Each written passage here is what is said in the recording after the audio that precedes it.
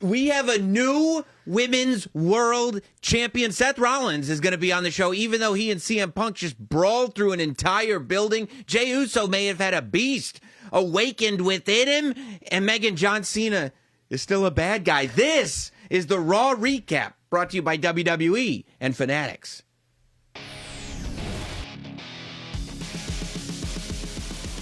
I can't believe it, Megan. Here we are, the Raw Recap. WWE and Fanatics has partnered on a series of podcasts, and we're the first one to drop. And what better time to drop a podcast than after the Monday Night Raw? I mean, we just came from an Elimination Chamber.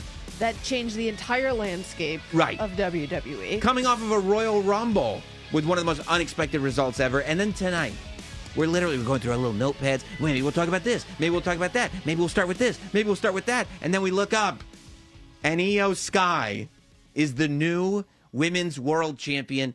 Megan, did people, including me, not give Io enough credit? I did not. Hand up. Look at you. Hand up. I did not. Because, in fact, before this match even began, I said to you during the entrances, what's Io going to do at WrestleMania? And you said, I don't know. We should probably wait for this match. I'm like, Rhea's not losing. Right. And I said this. Of course she's not losing. Yeah, so then what's Io going to do? I don't know. We'll see what the outcome. And then boom, we see this. The fireworks are going off. And new WWE Women's World Champion. Those Rhea Ripley side plates don't come off that championship very often. I mean, Rhea Ripley has not lost a one-on-one matchup to someone not named Liv Morgan since 2021. When did you become Meggie Stats? You know, I read all the emails. Do you know who it was to? It wasn't Liv Morgan. I'm Becky Lynch. Queen Zelina. First of all, maybe it's time to put a little more respect on Queen Zelina's name just for that alone. But so you're saying in what's that, 2021? So like 4 years. She's lost to Liv Morgan. Well, of course, but who hasn't? Not named Liv Morgan. Who hasn't lost to Liv Morgan? But Rhea comes back. She gets that women's world championship, and every conversation about WrestleMania has been, well, who's Rhea going to face? Charlotte wins the Royal Rumble. Oh, maybe it'll be Charlotte and Rhea. Oh, then I guess it's going to be Bianca and Rhea. Let's be honest. The graphic comes out after Bianca Belair wins the Elimination Chamber, and we go, oh, I guess it's going to be Bianca and Rhea. No, it says Rhea or Io, but people go, oh, that's cute. Yeah, I mean, even after Bianca wins, you have the moment where Rhea walks out and stands behind Bianca. Yeah.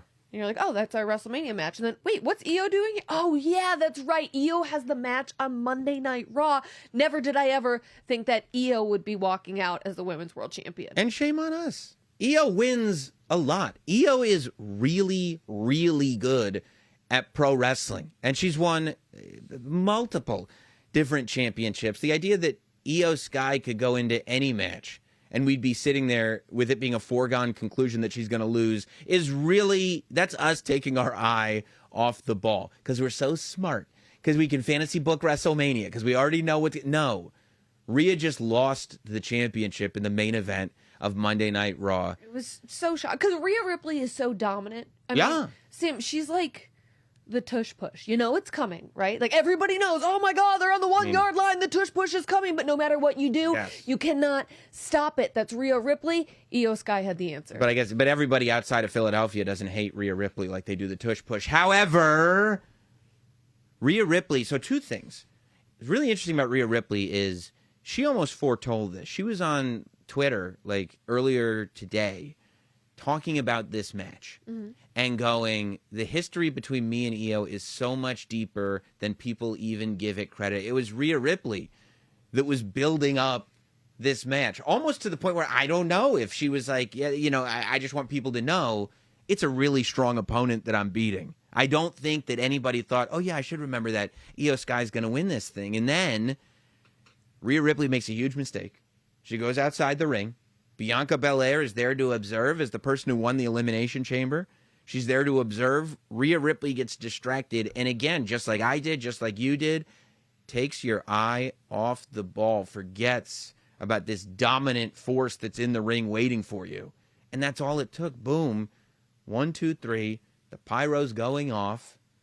We have a championship win. And Io's going to WrestleMania. against Bianca Belair. As of right now, that's what it looks like to me. As of right now, Rhea Ripley is not going to WrestleMania. As of right now. Which is so wild, because you would never have the conversation, how does Rhea Ripley get to WrestleMania? You're like, oh, she's there. But now you're kind of left with that conversation. Now, also, by the way, very interesting, Bianca Belair did not just win the Chamber on Saturday. She also saw her tag team partner get beat down by her former tag team partner when Jade Cargill came back. She's still a little beat up about that. But she didn't want to say anything. No. She didn't want to say anything. She's not taking sides. But because she was saying things inside the chamber. She was slamming on the walls and screaming. She didn't want to say anything, which I guess is smart when you think about strategy, right? Because that way she's just looking forward towards WrestleMania. Whatever's going on there is going to have to wait because there's a women's world title match. But it's with Io Sky. I mean, what's this going to look like at WrestleMania? There were a lot of people that wanted Io Sky to win the Royal Rumble. Mm-hmm. There were a lot of people that wanted Io Sky and Rhea Ripley to be their WrestleMania match. Io and Rhea got one step ahead of it, did it on Monday Night Raw in Buffalo, and now Io's the one going to WrestleMania against Bianca Belair. What do you think that's going to look like? I mean, you have two of the most dominant women in the industry, but two completely different styles. Right. Right? Like Io, what she can do off the top rope. I mean, she's the genius of the sky for a reason. But then Bianca with her strength and athleticism. Yeah. Yeah, I think it's going to get dirty. Yeah. I think it's going to get real dirty. I think that Io is on a mission to prove herself. And maybe that's something that happens, right? I think that when Bianca Belair was part of a tag team, people start to forget what a great singles wrestler you are, why you're always a candidate for the main event of that division. And I think the same thing about Io. I think so much time in Damage Control, I think so much time in a faction, in a team, people started to forget on just a singles, one-on-one, main event championship level, how good this Io Sky is. And I mean, Buffalo agreed. They were bringing the house down with their cheers. Yeah. Amazing. Amazing. That's not the only thing that we saw. As I said, we're going to have Seth Rollins on the show tonight. But Seth Rollins and CM Punk. So I want to talk about the fact that CM Punk, something got under his skin at the Chamber. And it was more than just the stomp. Something? A lot of things. Several things. Because CM Punk came out and went into full pipe bomb mode. He dropped it on a member of the board of directors, for God's sakes. The final boss, who, according to CM Punk, is just Dwayne. And he put stank on that name, too. Are you concerned at all after hearing some of the words that CM Punk said? Like, are you concerned at all that maybe any of it could be directed at you? Why would it be directed at me? I mean, I don't know. You're kind of a bald fraud yourself. No, I'm not. Sam. First of all, I'm bald by choice. You had a big weekend. We all know you had a very big weekend. You know, you got your podcast shouted out by Dwayne. No. Don't. No, I won't. By the way, I won't. If you will. No, I won't. But I don't know. Maybe your ego's getting a little. I don't have an ego. All right. Bald fraud. That's what he said about other people. He said that about John Cena, too. Now, obviously, John Cena's gotten to a lot of people's feelings. But I wonder if part of it is CM Punk going, you know, I used to be this, like, badass guy. I used to be the one that got everybody upset. And he kind of walks into the chamber going, hey, John, it's good to see you again. John hits him with an I missed you. CM Punk hits him with an I missed you, too. The next thing you know, CM Punk's eating a stomp. John Cena's not only taking advantage of it, but selling his soul. We'll talk about John Cena in a minute. But CM Punk comes out. He's standing on that table. He's laying in to The Rock, calling him delusional, calling his championship a fake title, saying that he earns his titles. I go, what's this guy's problem with The Rock? Then he starts going after himself only because he gave John Cena the benefit of the doubt and accused... Which everybody did. Well, John Cena's got to do what John Cena's got to do, but he accused John Cena of selling BS to children. And he didn't say BS. He said the BS words. Wasn't bleeped. And he made it clear that he did not quit in the Elimination Chamber, that he did not give up. And he said he still hasn't given up on the main event of WrestleMania. Well, I mean, good luck. Your opportunities are gone. It's over.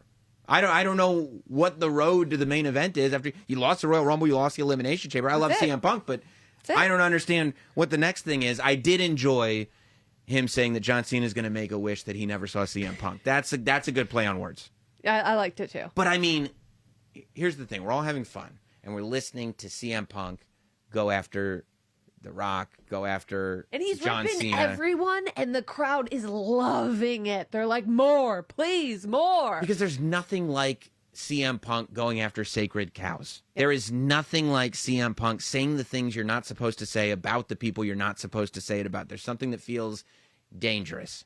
Even though John Cena is a part of the WWE and he's one of the performers in the WWE, there is this thing where you go, no, John Cena's royalty. You don't want to ruffle his feathers. Even though The Rock is on the show and The Rock is doing this and the final boss is doing that, you go, you don't want to get the final boss upset. He actually is a member of the board of directors. Powerful. You don't want to push the line too far. And CM Punk goes, no, I'm happy to do it. I'm okay with that. I'm absolutely happy to do it. And then and I'm going, what's he going to say about the guy he's actually mad at? Before he has the opportunity. As he was building towards it, I'm like, is he going to have anything left? Oh, for Rollins? By the way, CM Punk has never, in the decades that I've been watching him, has never had a problem running out of ammunition. Like, wow, he's fired up. Because he's fired. We haven't even gotten to Seth Rollins yet, and he's at a 10. Well, guess what? He doesn't need words for Seth Rollins, because when he does get to Seth Rollins, the music hits immediately. And as soon as Seth's face is there, as the kids say on site, CM Punk jumps off that table and goes right after this guy. And, we see brawls on WWE TV. All the time. But there is something about watching bald fists collide with faces that you just go, you're glued to the screen. You can't look away. These were two angry giants pounding the ever-loving you-know-what out of each other. It was an all-time way to start Monday Night Raw. It was awesome. It was an all-time brawl between two legends. Right. That have legitimate issues that we've watched build since CM Punk made his return at Survivor Series. Yeah. And I want to talk more about that. I want to talk about how this match came to, this rivalry came to be, and the build-up and who got the better of who on Monday Night Raw. I also want to get to Seth Rollins. Seth Rollins is waiting for us. We got him on his bus. Big get. Coming right after all of this went down. So we got to take a pause right here, tell you a little bit about Fanatics. When we come back, Seth Rollins is going to be on the Raw recap. Megan, you remember the other day I was walking around my Austin 316 shirt? You said, where did you get that beautiful shirt? Remember that? I did say that, yes. You know where I got it? Where? Wait till you hear.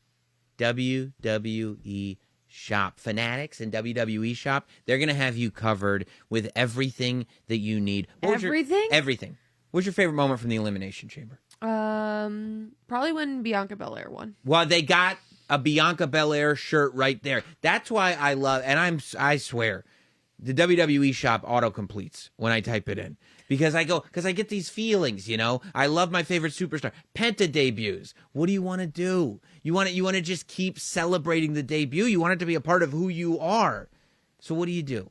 You go on to WWE Shop, and already right there, whether you're celebrating Bianca Belair's Elimination Chamber win, whether you're celebrating Penta, doing everything that Penta's doing, the American Nightmare, you want to send him some love. He needs it more now than ever. Tiffy time? Oh my gosh, you want to tell the world that it's Tiffy time. That's why I love this stuff. Fanatics and WWE Shop, they're constantly putting out new designs. They're constantly putting up stuff for different superstars and all kinds of deals all the time. It's just a great opportunity to take that love that you have for your favorite superstar and carry it with you all the time and wear it loud and proud. You can head to WWE Shop for amazing deals. Megan, I'm talking to you. Exclusive offers and a chance to wear your WWE fandom proudly. Megan, you going to WWE Shop? Whose shirt you buying? Jay Uso. Yeet. Yeet. Get your Yeet shirt right now at WWE Shop, thanks to Fanatics.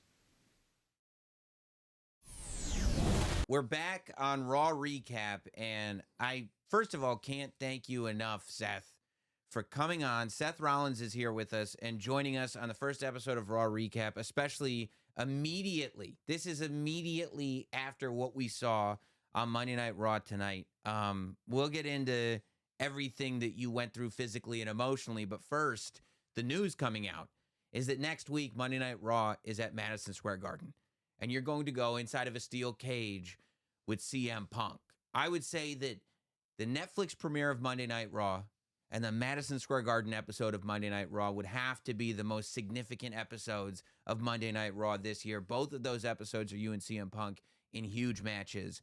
As somebody who grew up in wrestling, is there any part of you that is looking forward to the significance of wrestling in a main event steel cage match inside a building like Madison Square Garden, or has CM Punk completely consumed that part of your brain?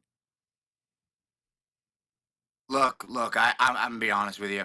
Um, I am coming right off of getting punched in the mouth and punching somebody in the mouth. My adrenaline is like at an all-time high right now. I got like my lungs are bleeding. The only good thing to happen tonight, aside from me getting to punch CM Punk in the face a lot, is that Adam Pearce finally made the right call, locked CM Punk and myself in a cage next week in the Garden, and I can finally make sure that this moron doesn't even make it to WrestleMania. After I feel like he's exhausted all of his opportunities, he's got one favor, some ace up his sleeve, whatever it is. Like, I've got no other choice. He's left me no other choice but to hurt him and take him out. So, like, to answer your question, when you talk about significance, yes, I love all that. I am a history buff of this industry. I understand the significance of cage matches in Madison Square Garden, the building itself, like all that rocks. I'm all about creating moments. But for me, all I feel right now is just this urge to wrap my hands around somebody's neck and like hurt them. You know, that's where I'm at right now. And I've reached my breaking point with this guy. Well, and Seth, you've made it very clear how much you hate CM Punk. You've even said before that he's a guy you wish bad things will happen to. I mean, you've had so many different rivalries throughout your career, but it seems like this hate with Punk goes to another level. What is it about Punk that makes you hate him so much? I mean, look at the guy. He is a hypocrite. The world is going to sit there and talk about, oh, listen to all these wonderful, great things he said about, this John Cena and the decision he made at the Rumble and The Rock, Dwayne, dude, you've done everything and more that you're accusing these guys of. You're a coward. You're a fraud. You gave on your dream to main event WrestleMania years ago. Years ago. I mean, we don't have to go through all the things that he did in his time away before he came back. I've told this story a million times, and the fact that he has the gall to go out there and spit what he thinks is truth about these guys when he just won't even look in the mirror and talk to himself about all the mistakes that he's made that have made other people suffer. That's the thing. He's made other people suffer and never owned up to it. Okay? So that is a microcosm. Tonight is just a microcosm of all the reasons that I hate this guy. That's why it's different. There's love in other places. There's love for Roman Reigns. Do I agree with what he stands for? Absolutely not. Absolutely not. But there's a seed of love in there somewhere. All right? And that makes it more painful. That makes it more painful when I get in there and have to do what I have to do to him. So CM Punk, there's no seed of love. That is gone. He erased that a long time ago. And it's pure, unadulterated hatred. That's all I have for him. And I hate, you mentioned Sam, you mentioned, the Netflix debut and this match at the Garden.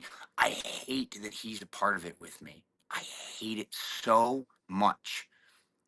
That's actually what I wanted to ask you about, because I mean, what's to me as a fan watching, what makes this so intriguing is that there's no sort of, okay, these are two guys doing a nice storyline for us. This is something that I've known as somebody that watches everything. You talked about hating this man 10 months before he returned to WWE very publicly. You were very free with your opinions of CM Punk, both before and after he was in WWE. Yet, now that you're at the top of your game in WWE, I mean, you came off of WrestleMania last season with me and other people saying that Rollins was the MVP of that entire, not only build to, but the show itself. And now, as we approach another WrestleMania, as wrestling has the most eyeballs on it, you are attached at the hip, for good or bad, to CM Punk, who at one point you never wanted to see in a locker room again. Yeah, what's the question, man? I mean, what's the question, Sam? Is there any? I don't know what you're asking me here, bro. What I'm asking is there any part of you that goes, maybe I need to just ignore him? Maybe I need to not give him that attention. Maybe I need to not put him and allow him to share the spotlight that I've created for myself.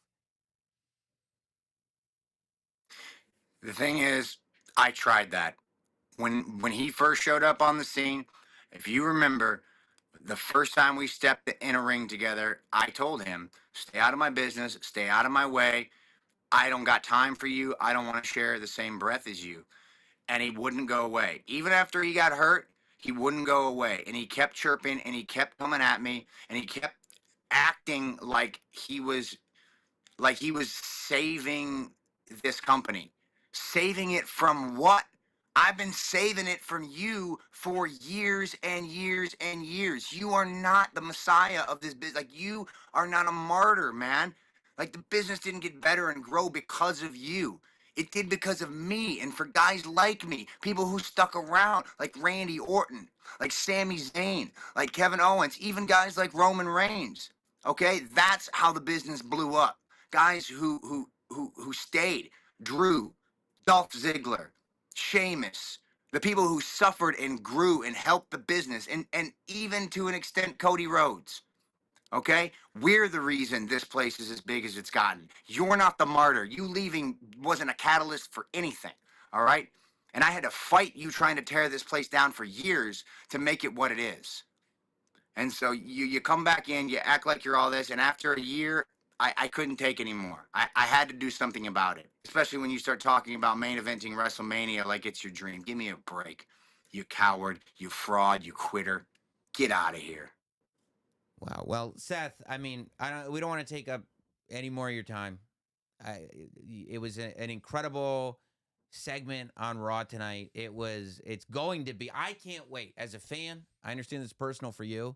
As a fan, I cannot wait to see what happens when you guys are in a steel cage match. I've seen you surrounded by steel before. It's a sight to behold. And for you to be this. Yeah, look, don't want to cut you off, man. Don't want to cut you off, but I don't want to bring a bunch of negative energy here. You know, you guys, we had this interview scheduled. You know, it's Monday Night Raw, live television. Things happen. It got chaotic. I don't want to bring this negative energy. Let's focus on the positive to end this thing, man.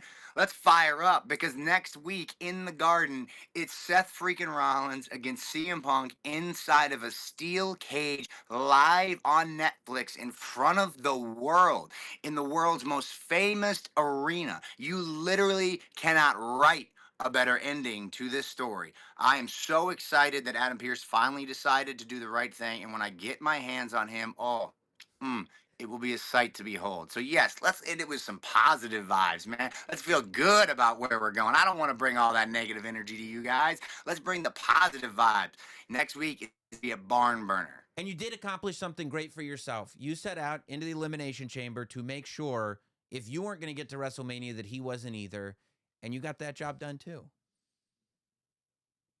So congratulations, Seth. I did. I mean, look, it took Earth, Wind, and Fire, John Cena and CM Punk together to get rid of me. You know, obviously, Cena had his own agenda, but at the end of the day, I mean, it took two of these future Hall of Famers to take me down. So I don't know. You know, that says a lot about me, I'd say. And I made sure I kept good on my promise. I saw an opening and I took it. There was no chance CM Punk was going to win that match. I said it, not over my dead body. Well, thank you so much, Seth. We really do appreciate the time and know you're busy. So thank you for helping us out here. Seth, thank you. Good luck at the Garden. Thank you guys. You calmed me down. You were my therapist tonight. I really appreciate it. You let me get it all out. Beautiful. Congratulations on your first episode. Here's to many, many, many more. Oh, thank you, Seth. You're the best. Great first guest. Big get for us. I mean, this Seth Rollins. He to me, I still stand by this. Most underrated, as highly rated as he is, still most underrated superstar on the whole roster. It is interesting because he does have that going for him, right? He knows it though. He knows it. I think that that's part of where this comes from. The fact that he gets off the screen. He's on his tour bus as we're talking. I mean, he came in hot. Yeah, didn't he? He did. He came in hot. I was a little nervous. Guys, we need to bring the positivity in. I was surprised that he did. He brought it back around. I thought I pissed him off. I did. I thought you did too. But I do that. Sam, sometimes. Where's the question? All right. I'll figure out a question real quick. Yeah, no. I think that that's part of it.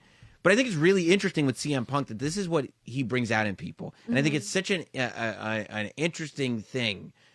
It's almost beyond a wrestling story as much as it is like a life story. That there is something about being responsible for the actions that you take. I mean, CM Punk has a way about him where he can push buttons that nobody else can push. I mean, we heard Seth say it. Like, there's even love for Roman Reigns. Like, Roman Reigns that was a wild thing that he said. A lot of people's buttons, but not in the same way that Punk has. Well, it is interesting to me. One of the reasons that Roman is not on television right now is because he's still paying for some of the sins that he committed as he was leading the bloodline, and the fact that Seth Rollins hasn't forgiven Roman Reigns either, but you're right, he said it himself. There's something deeper that goes into the hatred of CM Punk, and we've seen this before, right? We saw it with Drew McIntyre. Like there's something about Punk that brings out like an absolute vitriol. Did you see Drew's tweet today? No. Oh, he was... During Monday Night Raw, Drew was digging up old He's on tweets. SmackDown, so what else he got to do? I mean, Drew loves Twitter. We know this. Twitter. X. Yeah, well, he prefers He loves X. He thinks it's the best. Yes, the best app there is. Back in 2011, okay, there was a tweet from The Rock I know that saying why he's going to main event WrestleMania is because he's going to draw more money than Punk ever will in his career. He didn't put that out now. Drew McIntyre did. Drew will not leave it alone. But this is why I say consequences to actions. There's something, and maybe it goes back to what we were saying earlier in the show, where we talk about CM Punk and the fact that we enjoy how he goes after these sacred cows. We enjoy when Punk says things that you're not supposed to say. But one of the reasons that you're not supposed to say these things is because it gets people upset for real. Like, it's like, no. You're disrespecting me, you're disrespecting what I do. And I think that a lot of people, like kind of the vibe on CM Punk, everything you read about CM Punk, everything some people say about CM Punk is how much he's changed. Mm-hmm. You know what I mean? And how much he is here. And let's be honest, he's on TV all the time. He's on NXT all the time. Clearly, he's incredibly invested in everything that he's doing right now. And that was one of the things when CM Punk came back at Survivor Series. Like, well, just wait. And we've seen that those haters have, I think, been silenced. But there are some people going, it's too late. I don't care if you've changed. I don't care if you're a different person. I don't care if you're here for different reasons. The damage has already been done. I want you to pay. And Seth Rollins does not have a problem inflicting revenge. He's not in the position. That's kind of what I was getting at, that he hates CM Punk. But he's allowing CM Punk to share the spotlight that he's created, and that's just because that hatred runs so deep. And I can talk about CM Punk and Seth Rollins all day, but I really, because we haven't had a chance to converse. I was away on Saturday, so I have not seen you face to face since the unthinkable happened. When I got here today, I was surprised you were still in one piece. I wake up in the morning, I go, John Cena's a bad guy? How is John Cena a bad guy? I've gotten phone calls, check-in calls. Remember you used to update your Facebook status to let people know you've survived this, you've survived that? I want to update my Facebook status just so you know I'm okay, even though John Cena turned heel. Marked safe. Yeah. Since the heel turn. Yeah. I can't believe I'm bringing a child into the world where John Cena is a bad guy. You're pregnant? Sure. I had no idea. You got mazel. You got to tell me these things. John Cena, when he made this face, Triple H had said the Elimination Chamber was going to be industry shifting. And this... we went, okay. Right. Big words. Yeah. Right? Hyperbole, we thought. Not hyperbole. When this face is made, in an instant, everything changes. Megan, you've got to understand. For 10 years plus, all of us that were watching WWE. We were booing John Cena. Why won't he just turn? Why won't he just turn? Why won't he just turn? And he never did. To the point where he came back and we were all going, you know what? Those of us that were there, we get what you did. We know what you did, John. We're ready to appreciate you. We're ready to go on WWE Shop with Fanatics and buy a T-shirt in every single different color in every single different city that you go to, because we are that happy that you're back, because there is almost a nostalgia to it, right? He earned it, right? And you earned this year retirement tour. We're going to celebrate and relive these moments and cheer on John Cena because he earned every second of it. And he's earned all of the cheers, all of the admiration. He didn't need to qualify for the Elimination Chamber match. He earned his way in by everything that he did. Yes. That's how we all felt. But you're right? And that's why even the people who wanted to boo Cena were like, I'm not gonna. Right. And you're 100% right in the sense that what he said after the Royal Rumble was a villainous thing to say. For him to just show up, because what he said when he was coming back, I'm going to earn everything. I'm going to qualify. I'm going to do this. My win-loss record isn't that great. Blah, blah, blah, blah, blah, blah, blah. He shows up after the Royal Rumble, bummed out that Jay Uso eliminated him. And he said, what's best for business is me going to the main event of WrestleMania. I'm putting myself in the chamber match. Anybody else, we would have been, this is a villain. This is a bad guy. This is a selfish person. Yeah. That's what I said. Is John Cena getting selfish? But we all said, nah, he's right. He does deserve it. We chose to ignore it because we said there's no world that exists that John Cena is not a great guy. And then all of a sudden, he's in the ring and he's making happy faces after coming out of a chamber match. You know, I'm glad you said this because, you know, as hindsight's 2020, right? Yeah. We all know now that John Cena is a bad guy. He's a bad guy. So we look back on it and go, oh, I did kind of notice that. Yeah. That was kind of bothering me. But I thought he was just being such a super baby face, as the term is used in wrestling. Yeah. That, like, this is just who he is now. And maybe the person that he's portraying is a person who is so happy to get another year to do this thing that he loves. I mean, it is his last Elimination Chamber. And he goes ahead and he goes, nah, blank them kids. That's what he said. That's what he said. I mean, he turns on Cody like crazy. Seeing that face change and seeing him stand with The Rock, you don't understand. The Rock and John Cena were not on the same page. The Rock and John Cena, I mean, there's a show called Rivals. One of the things it's about is The Rock and John Cena. That's how big this rivalry is. And instead, John Cena decides to team with The Rock. He puts the Rolex that represented that Rolex that was once Dusty's on his knuckles. Even Michael Cole didn't want to believe it. He said, it's got to be brass knuckles. Pat said, no, it's the Rolex.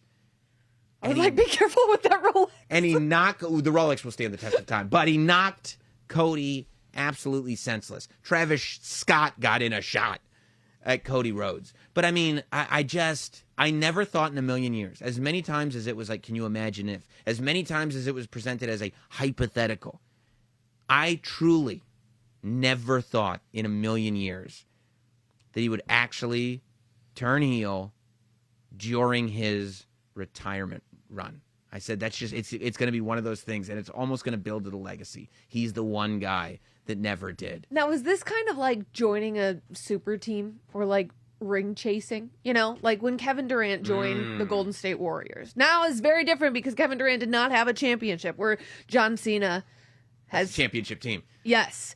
But when he joined the Warriors, it was like, really? You're going to join a super team? I mean, it's like, this looks like a super team to me. This is a bigger villain heel move than when LeBron held the press conference to let everybody know he was bouncing out of Cleveland.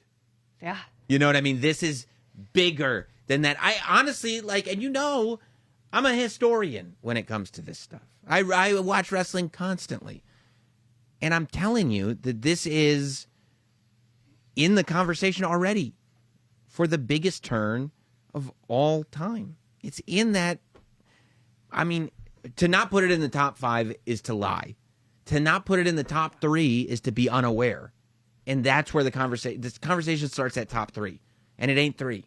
That's how crazy this really was. It changed everything. The whole world was talking about it. Everyone. Yeah. And then he comes in the press conference, drops the microphone. I mean, but what we saw on Raw tonight, what to me added to it was not just the presentation of what had happened, adding in the heroic music, doing all this stuff. But I'm a graphic guy. To me, the match is not official until I see a graphic. I've said this all my career as the podcast tribal chief. Okay? When I saw that graphic, and it was nasty John Cena. It was bad John Cena. And all of a sudden you go, wait a minute. This is the John Cena that put himself in the chamber. This is the John Cena that showed up for the Rumble, then left again. He showed up for, what did he show up for? Raw, left again. Showed up for the Rumble, left again. Showed up for the Chamber, left again. I said, it was right in front of us the whole time. And now I'm looking at this match graphic. And I've said this. I can't wait to hear what Cody Rhodes has to say on Friday. Because as many people, you can say whatever you want about Cody Rhodes. There is no bigger good guy when confronted with a supervillain. And in an instant, John Cena became a supervillain. And I felt it so much when Cody Rhodes told The Rock to go F himself. He did. I thought they were going to censor that on YouTube. My 8-year-old found out the hard way. As soon as he said, because I was fully ready for Cody to sell his soul to The Rock. You were? I was ready for it. I mean, this is because I thought there's no way that we're going to see Cena as a bad guy. You thought Cody was going to sell his soul. I did. Oh, the American Nightmare would be so disappointed. And when Cody said, I might have thought that too. When Cody said, go F yourself, I said, that's my champion. You stood up for it. That is my champion. And that is what Cody Rhodes does because he's that big of a babyface. Yeah. I mean, he's the man. And in an instant, you went from an interesting WrestleMania match to one of the most compelling main events of all time. Am I putting the cart before the horse? Am I being too grandiose about this? I don't think so. Like I couldn't believe it. I can't wait to hear what John Cena's got to say. But at the Elimination Chamber, somehow this amazing piece of memorabilia was created. It's villainous memorabilia. Mind you, it's villainous. However, I really, really want it. Tops is responsible for it. We're going to take a break. We're going to talk about that for a second. We'll be right back with more Raw recap because we got to talk about the fact that Jay Uso has a beast awakened from within him.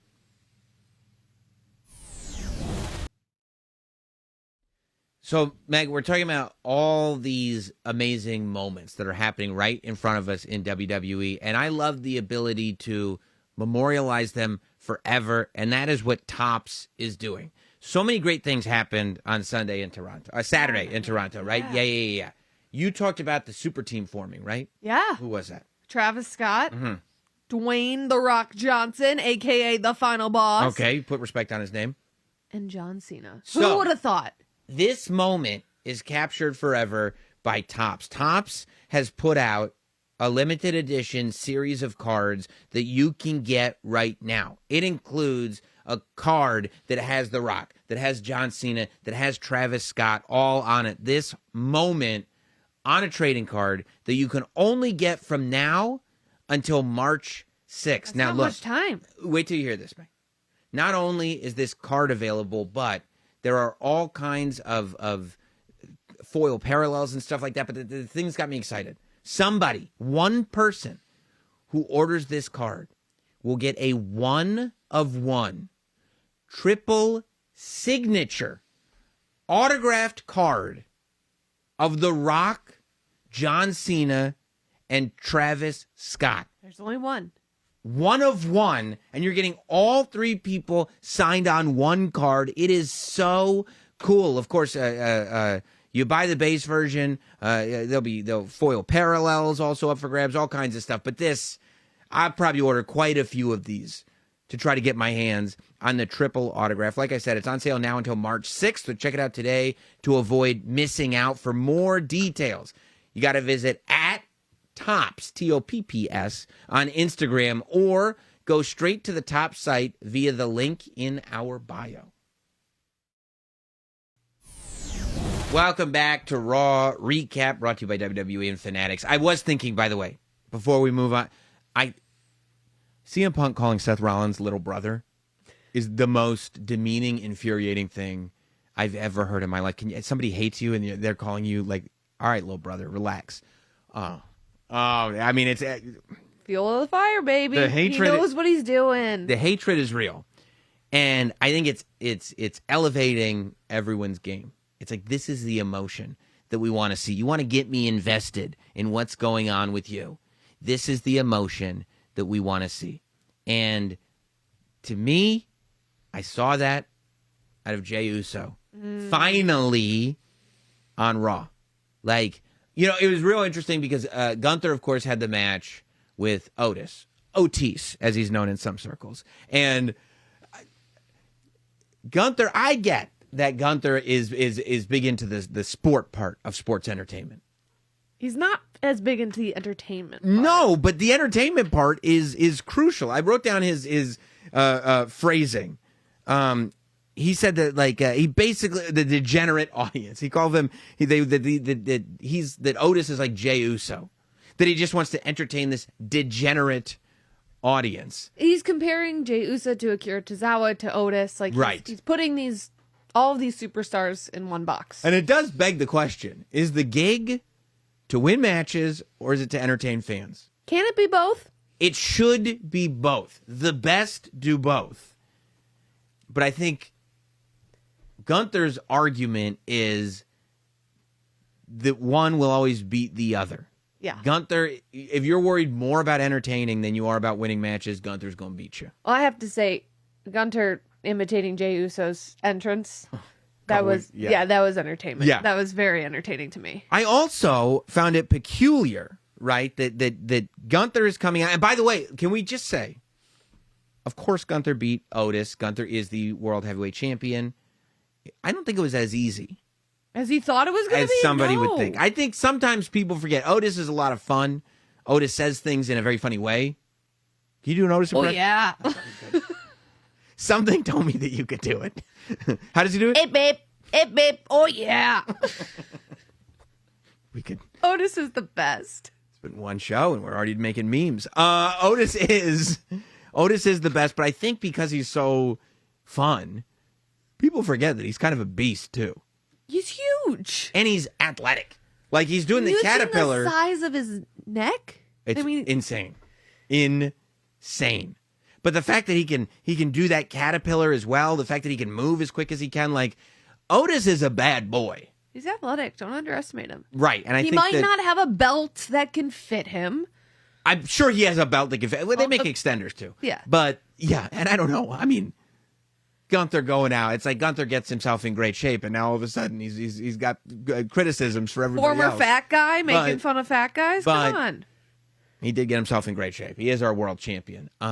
I do find it ironic that he went to A-Town Down Under. Like, A-Town Down Under came out to help Gunther, and I don't know if he put him up to it or if they did it on their own. But A-Town Down Under kind of fall into that category of entertaining fans. I mean, Grayson Waller has a Grayson Waller show. It's like the point I believe of it's it an is effect. I believe it's the an effect. Grayson Waller effect. Yeah. The point of that is to entertain and that's right. That's call right. out others. You're not fighting people. Yeah. Yeah. I mean, it usually turns into a fight, but that's because Grayson sticks his foot in his mouth. I mean, again, or you talk about people who know how to push buttons. I would say Grayson Waller falls into that category well. But I loved fired up Jay Uso towards the end of the show when he said that Gunther had put him to sleep, but he had awakened a beast in Jay Uso. Gunther promised Jay Uso, and I loved this, right? Because you win the Royal Rumble, and it's a long time before WrestleMania. Yeah. And the idea that the beginning of the year, February 1st, you know what the match is for WrestleMania. That's a long time to tell a story. And Gunther got right in front of it and said, I'm going to make your life a living hell. For 10 weeks. Yeah, for every single week is going to suck for you. And at first, there was this hesitance. And I think it almost seemed like he was listening to critics. Why Jay Uso win the Royal Rumble? Why? I think he's let that go. It seems like he's let that go. Because instead of going, oh boy, Gunther's got it in for me, Gunther's going to do instead of doing any of that, He's like, oh, you're going to make my life a living hell? I'm going to move right in. Do it. I'm going to walk through the fire. I'm the Khaleesi. I'm going right through it. Gunther, bring it. And I wonder if we've ever seen a scenario where, in a long-term way, Gunther is saying, I'm going to destroy you.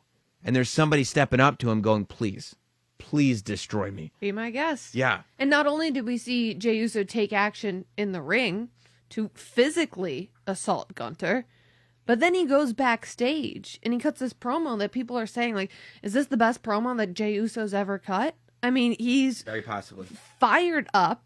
He's done with all of the people, whether it be on the internet, in the locker room, or Gunther himself, that are doubting him. That's right.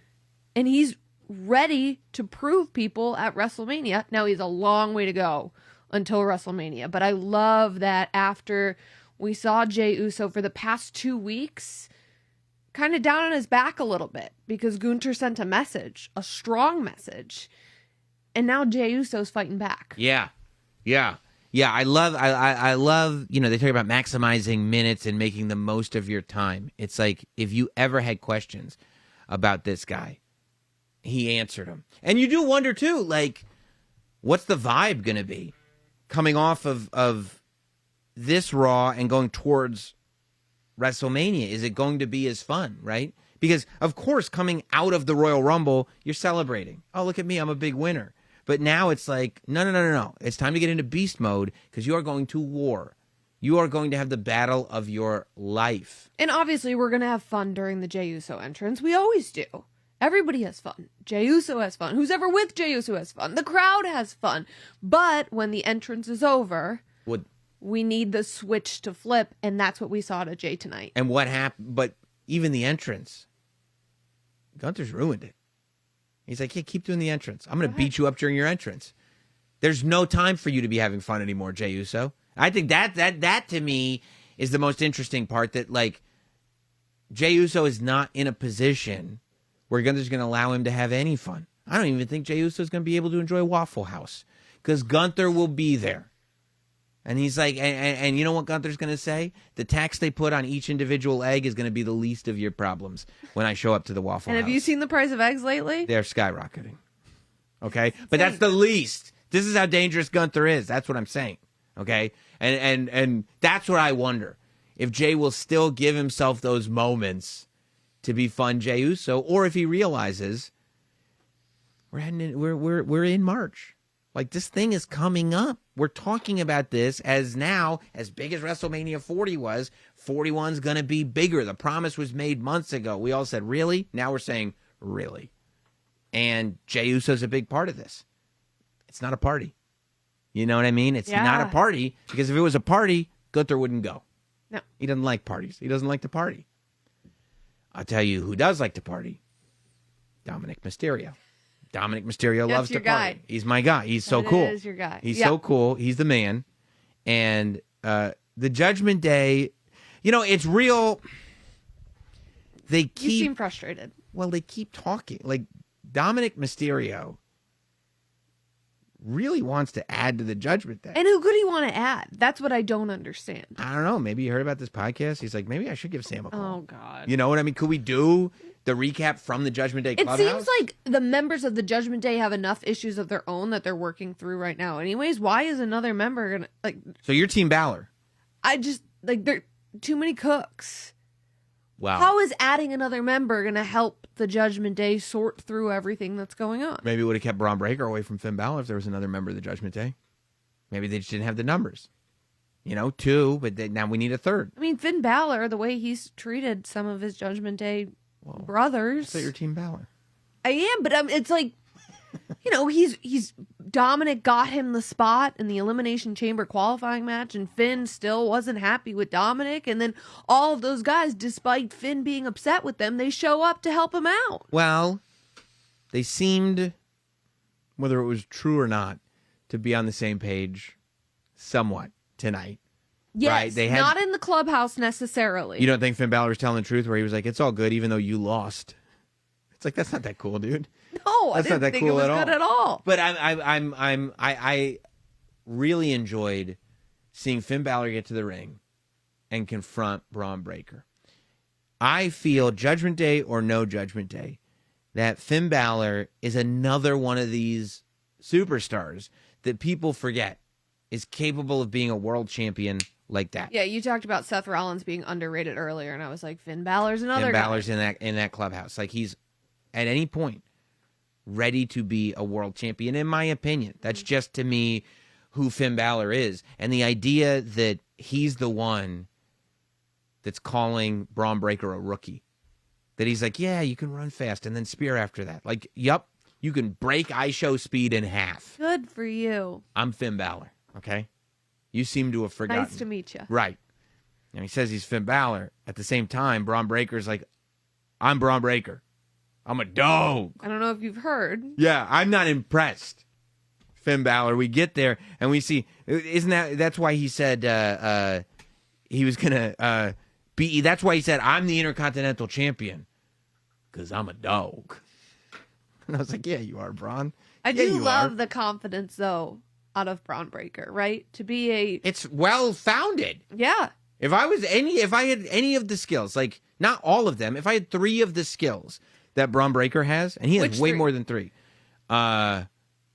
Musculature. Okay. Speed. Awesome uncle who's good at math. Those would be my 3. If I had those 3 traits, I mean, you'd be looking at the most confident guy in the world. You have the hair. What are you bringing up? Okay. You're bringing it up again. You can call me a fraud? I mean, it's a big moment right now for bald guys. So I think. Okay, so that was a compliment. There you go. Okay, all right. Thank you very much. I appreciate it. I will take it. They're few and far between. Bald guys are having a moment right now, especially in WWE. Everyone loves bald guys. That's why I chose to do this. Anyway, Braun Breaker comes down, and I was watching, man. Braun Breaker comes down. He was up there with Jackie Redmond, up in like the 100s. Jackie's got to get better seats. And then he comes down. No security. He's too fast for the security. And guess what? Not one fan got anywhere near him. The entire city of Buffalo was like, yeah, I don't want any of that smoke. I'm staying away from that. No, that's a dog right there. Yeah. They're like, I'll go through tables, but take a spear? No. No. I'm not doing it. No. Exactly. The only table I'm going through is the one I put myself through. Yeah, in the these Buffalo fans, they will do a lot. Yes, they will. That's a great but point. they're like, spear? No, thank you. No. So then he comes to the ring and like puts down the Intercontinental Championship. And Carlito, this guy's a master of disguise. He came out of nowhere. I didn't, and he's got a big Carlito hair. You would think. As soon as you saw it, you go, oh, that's cool. I go, that's cool. I think Carlito's super cool, by the way. But he came out of nowhere. Unfortunately, Braun Breaker did see him in time, lays out Carlito. Dominic Mysterio, genius that he is, causes the distraction, willing to take a little pain to make sure that Finn Balor is able to get the time that he needs. Very big of Dom. Yeah, to get in there. And Finn Balor got the best of Braun Breaker for a moment. Finn Balor showed him what he could do. And then Dominic Mysterio saves the day, gets Finn Balor out of there. And then, of course, because why not? As Dominic Mysterio is helping Finn Balor leave, Carlito's got to eat another spear. He's got somebody's going to catch this spear. Where's Carlito? I mean, if someone is going to take it, that's again big of Carlito. And you know what? He's still cool to me. So that's kind of the role he's been playing in the Judgment. I don't think he chose that role. No, I don't think that's the role he wants. He's happy to be a part of the family, though. I think he just likes the 2K that they have in the clubhouse. And yeah. Like every now and then you got to eat a spear from Braun Breaker, but you can come back and play 2K later. I'm intrigued by what the Judgment Day is doing. I'm intrigued by where they're going. I'm intrigued by, there's all this mystery. Dominic Mysterio hooked up Chad Gable with some luchador genius. We still don't know who it is. We saw a glowing box. We don't know what's in the box. He's on a quest. Maybe is that related to the new member of the Judgment Day? Is it a completely separate story? We don't know for sure. I don't know who the new member of the Judgment Day could be, but what I am completely intrigued by is what Finn Balor versus Braun Breaker would look like right now. Because Braun Breaker is an absolute specimen and a spectacle. You know what I mean? You get him in there and he's a human highlight reel. Mm-hmm. Except Finn Balor is one of the smartest wrestlers ever That's why he's managed to have a career as long as he has that's as decorated as it is. And I don't think Braun Breaker has ever collided with somebody like Finn Balor at this level that Finn Balor's on. And I think Finn Balor is someone in his career, he's pretty much seen it all. Yeah. But it's been a long time in WWE since a star as bright and young with as promising of a future as Braun Breaker has entered into the squared circle. Will you talk about a bright future? Boy, do we have a bright future. Next week, Monday Night Raw, Madison Square Garden. The world's most famous arena. That's right. Raw recap. We'll be back here in the world's most famous basement, the Not Sam Studio. It is. It is the world's most famous basement. We'll be here. Which also, shout out to you. Just, getting shots up, inviting The Rock to your basement. I mean, he left the opening. I'm going to take it every time. In 2025, you have invited Vanessa Hudgens to your basement. Shout out, Vanessa. And you've invited The Rock to your basement. And the year is still young. I know. The year is still young. The invites, they're going to keep getting doled out. George Kittle, you're invited. There's another wow, one. Yeah, okay. There's another one. As much as I'm looking forward to the cage match that we talked about with Seth Rollins earlier, as much as I'm looking forward to the LWO New Day match, I thought the LWO representation on Raw, the LWO were fantastic tonight. I cannot wait to see what happens when AJ Styles calls out Logan Paul. For some reason, that's just tickling me. The idea, because Logan Paul has run around talking about how great he is. Logan Paul has run around talking about, how he's doing this full time. He just says things. What are you talking about full time? Full timer. Yeah, full timer. What? AJ Styles has done it all, seen it all, been everywhere, given his life to this thing, and is still operating on a level that a 22-year-old looks at in awe. Well, and, we just talked about two superstars who are in a weird way underrated yet Hall of Fame level, and Seth Rollins and Finn Balor. I mean, AJ Styles says he has to remind people who AJ Styles is. I hope that that's not true. Like, anybody that doesn't realize that AJ Styles is pure GOAT. Well, if there is one person who may not realize it, it's probably Logan Paul. It's probably Logan Paul. But I don't think Logan Paul is capable of recognizing the excellence in anybody else except himself. No, I mean, his favorite thing to watch is his own podcast. He's not sitting around watching AJ Styles matches, But I'm just, it's an intriguing thing. I'm not sure. Karrion Kross taking credit for it. Karrion Kross loves to take credit for things going wrong. With the straightened hair, too. I mean, he looked great. He looked great, but he looked also menacing. Always meddling. He's meddling, and he's a menacing guy. And by the way, Karrion's, you are responsible. Please, I don't want any physical pain. I don't want bad omens to come here. That's for me what I'm looking forward to next week. Of course, Seth and Punk in a cage, but Logan getting called out by AJ Styles in Madison Square Garden is just, to me, it's everything that I want to see. I can't wait. Yeah. Well, Megan, this has been fantastic. Once again, new women's world champion.